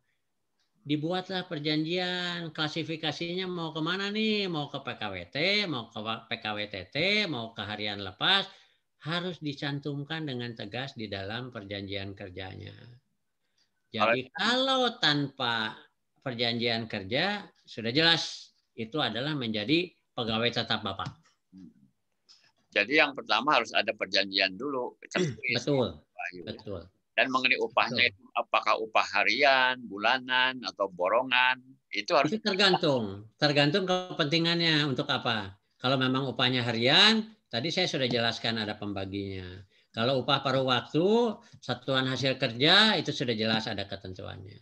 Barangkali Pak Dadang nanti saya sampaikan juga rangkuman, tapi rangkuman ini ada 25 lembar. Saya akan sampaikan ke Bapak, nanti untuk dibagikan lah, biar jadi pedoman gitulah. Ya, tapi walaupun nanti saya dimarahin Pak, sama teman-teman dari HR Community, ya. Waduh ini Pak Wahyu mah merena gratis wae. Ya. Terima kasih sekali nih, Pak Wahyu. Ya. Oke.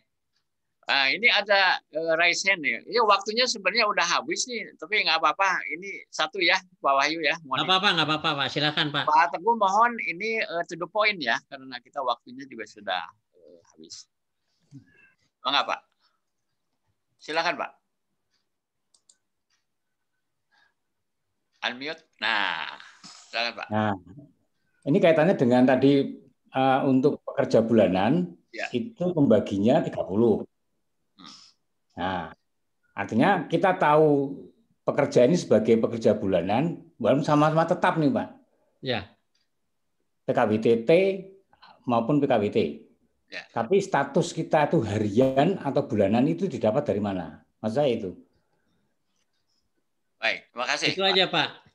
Nah, kepentingan untuk harian. Tadi saya sampaikan ya Pak ya, mohon dicermati. Pembagian 30 itu supaya sifatnya berkeadilan karena upah sebulan itu adalah upah tetap yang diberikan kepada pekerja termasuk libur mingguan. Artinya periodenya kita ambil sajalah Karena ada yang 29, ada yang 30, ada yang 31. Ya. Untuk pembagi ketidakhadiran, gitu kan Pak, itu dicantumkan dalam PP dan PKB, pembaginya adalah 30. Itu adil kan? Gitu. Karena hari liburnya tidak ikut terpotong. Nah, untuk Bapak yang statusnya harian, gitu kan, tidak perlu membagi seperti yang 30 karena ketentuan mengatakan bahwa pembagi upah harian bila 6 hari kerja dalam seminggu adalah 25. Bagi yang 5 hari kerja adalah 21 gitu. Kenapa? Karena itu pembaginya sudah termasuk libur mingguannya. Jadi walaupun misalnya dia kerjanya dari Senin sampai Jumat, tapi tetap upahnya 6 hari kerja kali yang dibagi 25. Artinya hari Minggunya sudah dibayar juga gitu. Ya. Itu untuk yang status harian. Nah, kenapa pegawai tetap saya agak apa ya? Kok masih ada pegawai tetap yang statusnya harian gitu, Pak? Gitu. Biasanya pegawai tetap itu tidak ada yang status harian, tapi semua statusnya adalah bulanan. Tapi kalau misalnya mau dibagi dalam 2 mingguan, itu silakan cantumkan saja di dalam PP dan PKB-nya. Seperti itu Pak Teguh. Ya. Makasih Pak Wahyu. Rekan-rekan semua, ini memang masih ada beberapa pertanyaan, tapi karena waktu juga yang membatasi kita. Dan kalau belum puas berarti bagus ya, harus belajar lagi gitu ya. Jadi bisa nanti kita diskusi di grup ya, dan alhamdulillah nih Pak Wahyu berkenan untuk sharing semacam guidance gitu untuk pegangan juga teman-teman semua ya.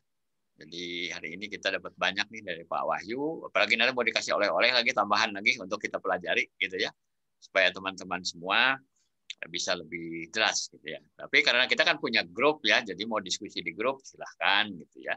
Dan di slide juga itu di halaman terakhir juga ada itu nomor kontaknya Pak Wahyu, barangkali mau mengundang beliau untuk biar jelasin ke manajemen kayak gimana gitu ya, biar lebih afdol. Silahkan saja gitu, itu kan lebih baik ya, karena Pak Wahyu juga mendapat juga undangan dari korporasi-korporasi ya, karena ingin lebih afdol langsung untuk konsultasi yang lebih spesifik ya, spesifik di perusahaan masing-masing begitu, karena mungkin kalau dibuka dalam webinar publik kayak gini waktunya juga sangat terbatas gitu ya. Iya. Pak Wahyu mungkin ada silakan closing statement Pak Wahyu, silakan. Boleh. Ya, terima kasih Bapak dan Ibu sekalian atas perhatiannya. Mohon maaf bila ada hal-hal yang tidak berkenan karena saya itu apa adanya gitu ya. Apa adanya yang saya sampaikan itu sesuai dengan ketentuan yang berlaku, tidak ditambah, tidak dikurang, hanya mungkin saya tambah karena penelitian saja, mungkin saja terjadi konflik dan sebagainya gitu. Jadi saya mohon maaf bila ada hal yang tidak berkenan. Saya juga mohon maaf kepada teman-teman lain karena terus terang saja protesnya itu biasanya via WA gitu ya. Jangan begitu atuh Pak Wahyu, katanya berikan kesempatan yang lain supaya nanti bisa ikut ke webinar-webinar yang lain. Tapi itu silakanlah, haknya Bapak Ibu kalau memang mau mengikuti. Tapi saya seperti biasa apa yang sudah saya sampaikan itu saya membuat rangkuman, saya bagikan kepada seluruh peserta webinar dimanapun. Untuk apa? Mudah-mudahan bisa bermanfaat bagi Bapak Ibu. Amin. Dan juga tentunya bila ada hal-hal yang misalnya akan ditanyakan, silahkan Bapak bisa melalui WA. Kalau mau mengundang saya, ya nanti saya sesuaikan jadwalnya Pak. Ya. Karena terus terang jadwal sampai dengan bulan puasa ini saya sudah padat sekali gitu. Ya.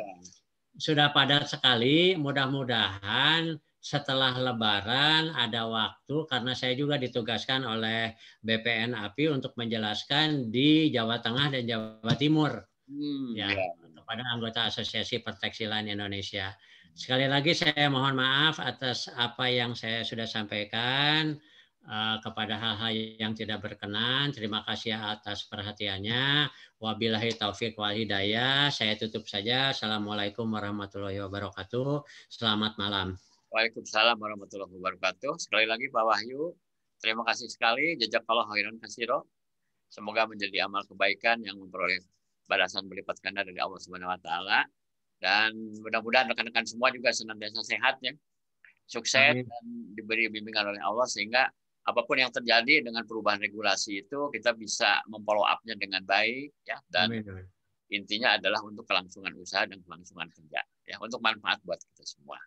Saya pun selaku fasilitator dan moderator mohon maaf apabila ada hal yang kurang berkenan. Mudah-mudahan sesi yang pendek ini memberi manfaat buat rekan-rekan semua. Billahi taufiq wal hidayah. Assalamualaikum warahmatullahi wabarakatuh. Terima kasih. Terima kasih. Atur nuhun Pak Wahyu. Sami-sami Pak Dadang.